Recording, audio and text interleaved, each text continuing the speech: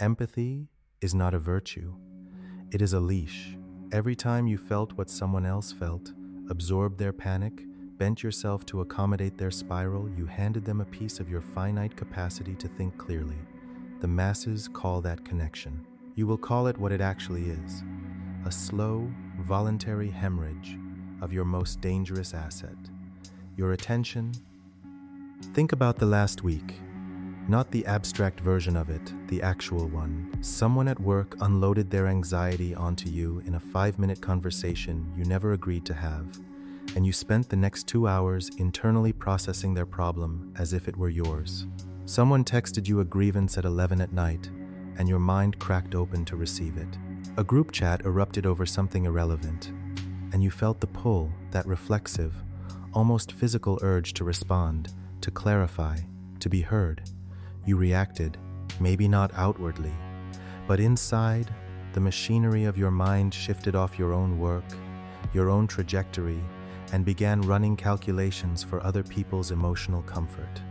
That is the mechanism. That is how the herd operates. Not through force, through the quiet assumption that your attention is communal property, available on demand, obligated to respond. They don't steal from you violently. They condition you to give willingly. And the longer you participate in that dynamic, the more your focus, the one resource that separates builders from spectators, dissolves into the noise of minds less disciplined than yours. The concept is not complicated, but almost no one executes it, because executing it requires dismantling a lie you were trained to believe since childhood. That emotional responsiveness is a sign of depth. It is not.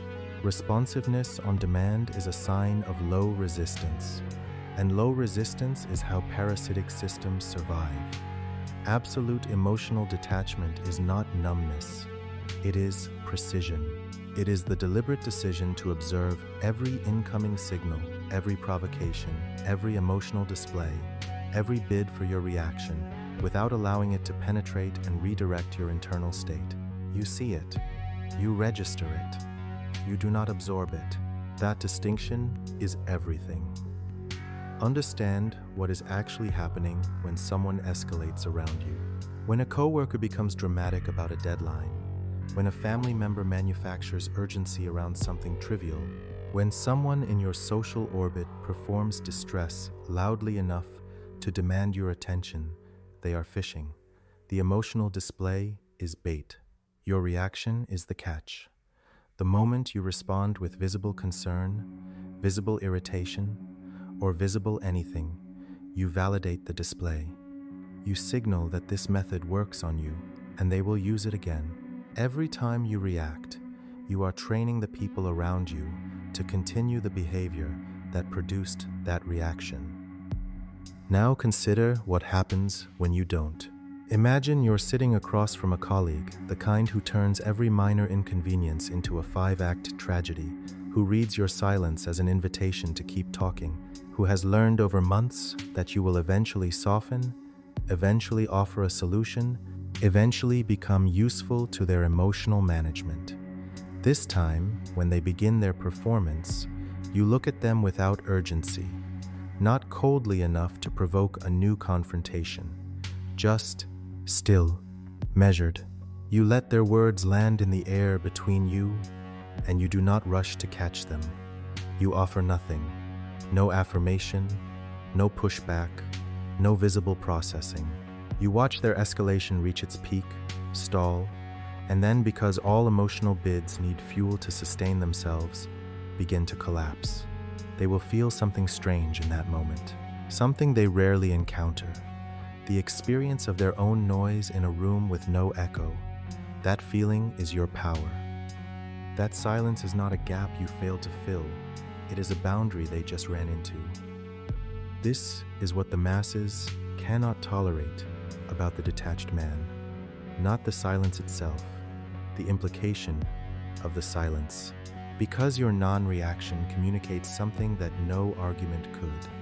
That their drama does not qualify as an emergency in your world. That their emotional volatility is their problem, contained entirely within them, incapable of restructuring your priorities. That is not cruelty. That is a clean and honest hierarchy of concern. Your stability becomes, without any effort, a form of dominance they cannot name and cannot dismantle. The detachment has to extend beyond single moments. It has to become a sustained internal position.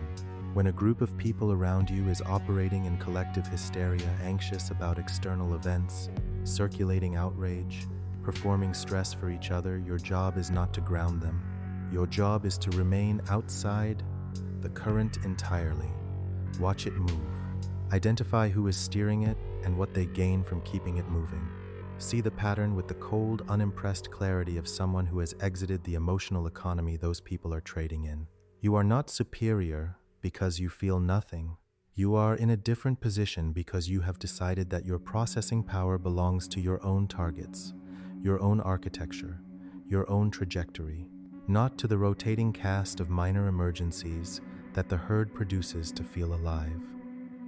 The mechanics of this in daily practice are less dramatic than they sound. It is not about becoming unreachable.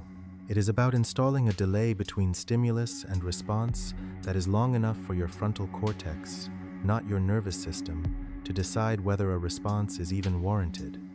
Most of the time, it is not. Most of what people bring to you does not require your energy. It requires only your absence. And your absence, delivered without apology, without explanation, without the performance of regret, is the cleanest signal you can send. This does not move me. I am not available for this. Go generate your chaos somewhere that will receive it. That is the weapon, not an argument, not a confrontation. The flat, unbreakable refusal to participate. Silence that does not flinch. Presence that does not bend.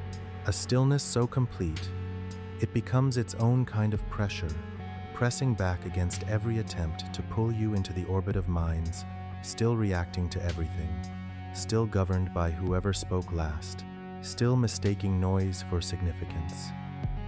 The next time someone brings their disorder into your space, here is exactly what you do. You stop moving. Not performatively, actually stop. Let your body go quiet before your face does. Keep your eyes on them without narrowing them. Do not nod. Do not tilt your head in sympathy. Do not inhale sharply to signal that you are about to speak. Let the pause stretch past the point of comfort theirs, not yours. You are comfortable. You are a wall in a windstorm. When and if you do speak, you use fewer words than they expect, with less heat than they anticipated, and you redirect to what is actually relevant with the bored efficiency of someone who has already moved on. That single interaction, executed correctly, will recalibrate how that person reads you permanently. They will not attempt the same extraction again. They cannot.